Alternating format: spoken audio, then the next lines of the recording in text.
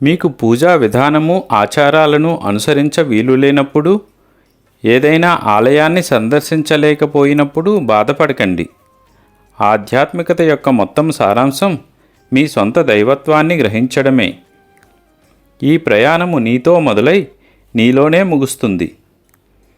మీ బాధలకు లేదా ఇబ్బందులకు ఎవరిని నిందించకండి. అదంతా ఒక అభ్యాస ప్రక్రియ. కొందరు మిమ్మల్ని ప్రేమిస్తారు, కొందరు మిమ్మల్ని విమర్శిస్తారు, ఇంకొందరు మిమ్మల్ని అభిమానిస్తారు, కానీ కొందరు మిమ్మల్ని ద్వేషిస్తారు. మీ అంతర్గత ప్రపంచానికి ప్రశంసలు లేదా విమర్శలకు ఏమాత్రం తేడా ఉండకూడదు.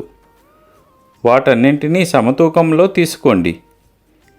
ఈరోజు ఇంట్లో కొత్త మొక్కను నాటండి. నా ఆశీస్సులు మీకు ఎల్లప్పుడూ ఉంటాయి. అల్లా మాలిక్.